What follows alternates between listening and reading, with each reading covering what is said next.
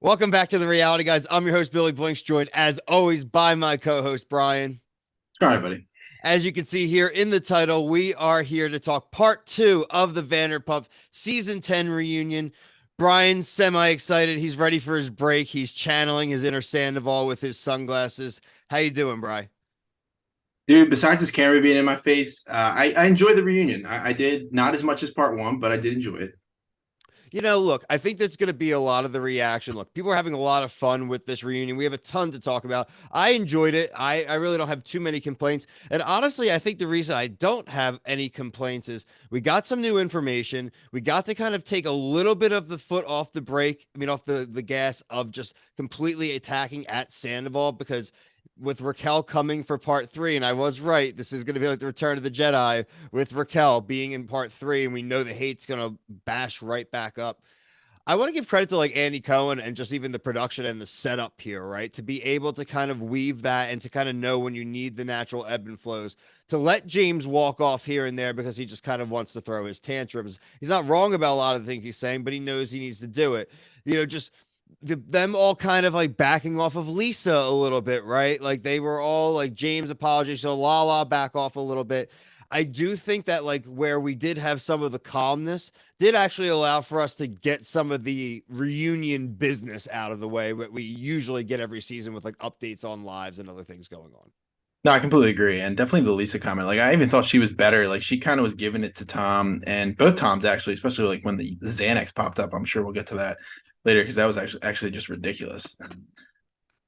But I dude, that was great. he Come was on, that funny, was but so it was ridiculous. funny. It was ridiculous, but it was just funny. But it's again, like, that's why I feel like Schwartz gets away with so much because he's such a dope. Like he's just like, I'm stressed out. Like he's just like I'm stressed out. They barely have been speaking to him. Yeah, Like the only conversations he's really had besides last week, like putting the real timeline out there, is talking to Katie. And yeah. like I think obviously Katie stresses him out. You could just tell. But like with her walking out, him popping them, it's like give some credence. Some people say like maybe the secret or the something has to do like Schwartz knowing a little bit more. Like is Schwartz going to come Yeah. back in the crossfire again in part three, especially with Ariana doing a lot of the questioning, towards them? And we know that some of the stuff happened at Schwartz's.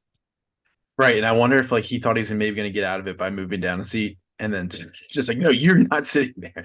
Like you are the cream and the Oreo of the cookie. Like you're on separating them. But you're right. I think that there is going to be something else, and that those pills are definitely like a sign to come that he's going to be getting dunked on probably just as much as Tom. I do quickly before we kind of go through the main minutia. We did get a little bit of Rachel. We did get at least it seems the beginning of the one-on-one interview with Rachel. Real quick bullet points here for everyone, just what she at least has put out there. Romantic post the girls trip. We kind of know that. Felt, heard, and seen for the first time. We heard that. Naive that she actually thought somehow it was going to work out. She still could be friends with Ariana. Yeah, she's clueless. Said that Ariana, this part was tough when she said that like Ariana believed everything and recognized it was deceitful. And like, so the part where she admitted to at one point, she was like kind of almost mad at Ariana for not knowing when you could just tell her. Just tell Yeah, her. yeah. I mean, isn't this what happens when people are guilty? They're like trying to find any way to make themselves look less guilty. And You mean like the fact that she admitted that my next bullet point, great segue, Brian, that her and Sandoval had agreed to they were going to admit to it, but they were going to truncate the story so it wasn't that they were cheating for longer, so that would somehow make it better. you don't think that this is like the big news, right? No.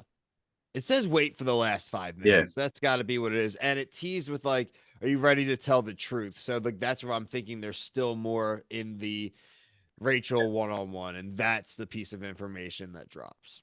Yeah, but I do think like truncating the time is definitely very bad.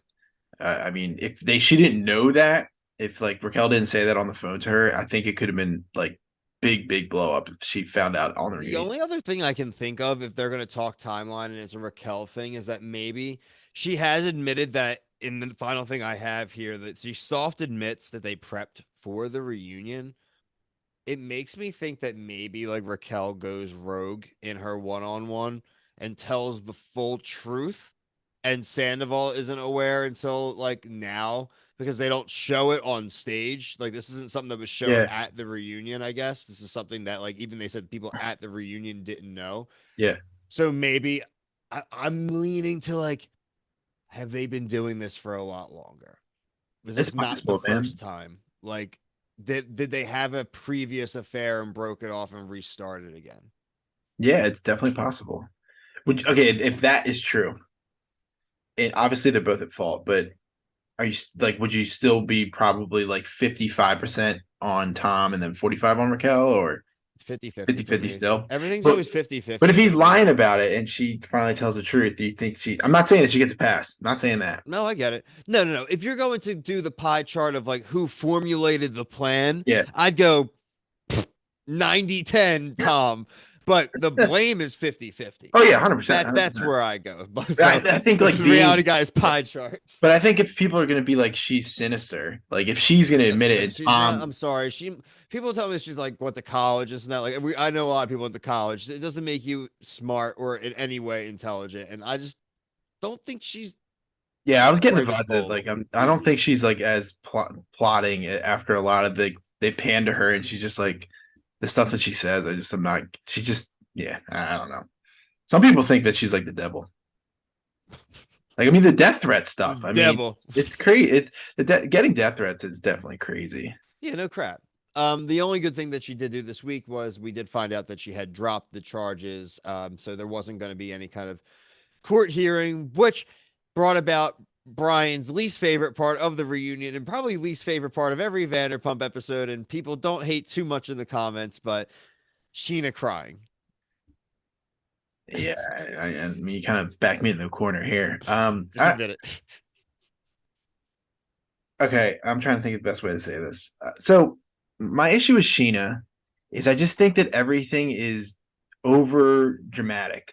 Like I understand what she was going through, definitely not okay, the stuff she's dealing with, but I just felt like I'm just going off of all past shows, past reunions where it's just like quick to cry. And I know I'm gonna get killed here, and it's okay. I was It's kind of okay. expecting Yeah, it, but comment below how much we hate Brian's opinion I don't or how know. much you agree. Because the thing is, I actually really liked Sheena because I binged this show, so I liked Sheena in the beginning, and I just feel like as we went on, I don't buy a lot of her like being naive. Yeah, I do think that one thing that you do get kind of on the outside, especially a lot from social media, though, and things, and literally in interviews that have been admitted, have where these admissions have come out that Sheena got some literally nasty personal edits from these editors and the editing teams during some of these seasons, where I'm there was sure. actually an editor for the show that admitted that she hated Sheena and didn't like her, so she gave her bad edits. Oh, well, that's I didn't know that. That's messed up. No, no, there's admitted bad cuts of Sheena. And Brock's even made some comments you've caught on the show and things where like he's like, she doesn't even bring up half the things that this show is like done to her and like put her in a bad spot. So like, well, I agree. Like, she needs to not be the most emotional one in the room at that moment. I validate the feelings, right? And the Good as Gold playing when she gave Andy the Good as Gold record in the throwback to the 2013 season 2 reunion, and then Sandoval smoking the cigarette and Yeah, just that was going, funny. "Oh, I'm blowing this." Yeah, that was funny. But I mean, again, that goes back. She was just crying really hard, and then like immediately is, oh, I have this record for you. So I mean, but they all do it. All of them do it. I just noticed it more with Sheena. But I know like people disagree with me. I know I'm probably the minority in that opinion, but We whatever. did get the appearance this of the teased appearance of Allie. I thought Allie did great for her first reunion overall. She did exactly what I asked for her to come on, but not come on for too long, not be there when Raquel's there so that she can't temper down James at Mhm. all. Um, didn't really get anything from her. The All right, I do want to bring this up. The drinking stuff. They harp hard on the drinking again with James. I think they're insinuating that they're partying. Lala kind of flat out says they're partying a lot. Do we think the drinking is going to become like a storyline again? Is this going to be a thing next year that we're talking about? I don't know. I don't really know how to like. say that someone's like an alcoholic or not. I just think No, he's no, a no, bad no. I drinker. don't. I not that whether we're not going to guess Yeah. that or not, but like how the show is presented, it they've always focused pretty heavily on when James drinks. Like, do we see that maybe coming back? I do. Possible. If they bring older cast members back, they bring like Jax or Brittany and like maybe like a, either Dodie or Stassi. I could see them doing the whole like we're adults, we have families. What are you doing? You're a DJ, like the drinking stuff. And I don't want that because I think James has done really well. I think James overall has gotten too much of a bad rap actually for the drinking on the series of the show compared to everyone else. I'm not saying that he wasn't a bad, angry drunk and he says stupid, low blow crap that's just obviously going to get you in trouble when you say it, like someone's weight or just certain words or certain places that you're saying things, right? Like that's dumb. Again, never, none of us ever going to excuse what any of them ever do. But I do think he has gotten a hypocritical take from the other cast members. He just has a really short fuse, and drinking makes it even shorter. So if stopping drinking prolongs the fuse, then he should do that. I also Yeah. I never see him eating. So like maybe isn't a bad drunk. He just doesn't eat. Like I never see him eating food. And when you're drinking, you should be eating to fill your belly up. So I just don't know. There's a lot of things that like I mean, we went to college. When you're like, oh, I'm gonna drink a lot. I'm gonna eat a big dinner, and you never see him eating, and he's just taking shots. And that he could be drunk, and he's not a bad drunk. He just maybe he's got an empty stomach. Doing the prep wrong. Lala got a decent play here this episode. They talked about Randall. Like I was kind of brought up last week. I hope that they kind of did address it because this was the first time that we've had a reunion since a year and a half ago when that's when we first found out that they weren't together anymore. Some updates from that. We didn't see Ocean this season because Randall doesn't want her on camera. I don't really, whatever. Yeah, Other kids are on the show. It probably makes it a little bit more difficult for the edit, but again, I guess he has that right. Obviously, they don't speak in person, even when he drops her off. Sometimes now they have not spoken in person, and they did acknowledge the Randall Scandal documentary itself. And obviously, she's super embarrassed, right? And probably acknowledged that she was hard on certain people during the season because of that stuff going on in the LA Times article and everything. So, what did you think of Lala in part two? oh, she's fine. I just still at the back of my mind, it's like I have a hard time believing that she didn't. She has such a blind eye to the things that he's done or like had the capability of doing. I don't buy that. No, no, well, Hey, no, hey, and the I'm story sorry. getting mixed up, yeah. Lisa said it, or somebody. I think it was Lisa, but it's like how you got him is how you lose him, and I How mean, you get him is how you lose him. That's a and it, Lisa line. yeah, and I just don't know how you don't think that if like that's you're getting or whatever she got a Range Rover or something after she had Yeah. sex with him the first time. I mean, it's just like what are you signing Easy up come, for? easy go type thing, man. Yeah, You know what I mean? But it is a lesson to learn. So overall, I'm not happy for Lala that this went through, but I am happy yeah, that all definitely the not. stuff is kind of out there and the full story is there because I think this is the best way for closure for her is it all to be out there, closed up. She's still in the custody battle, obviously. So all this stuff is all definitely to try to Yeah, help her. The line of saying that his publicist is the same as Harvey Weinstein's was funny. bad ally. Bad ally. Brian, part three next week, man. We are getting the Emperor. She's here. Raquel has arrived. We are going to get crazy fireworks. The secret will be revealed. And then apparently there is an episode the week after too. It's going to be like secrets revealed and probably just like overview of stuff. So we'll definitely cover that as well. But how are you feeling for next week? And we definitely also will probably do some kind of comment section rumor stuff over the weekend to keep people caught up before the part three. Yeah. Well, real quick before we leave, what is like Lisa stock up or down this week? Up, I think it was up, man. I thought she had up. some good zingers.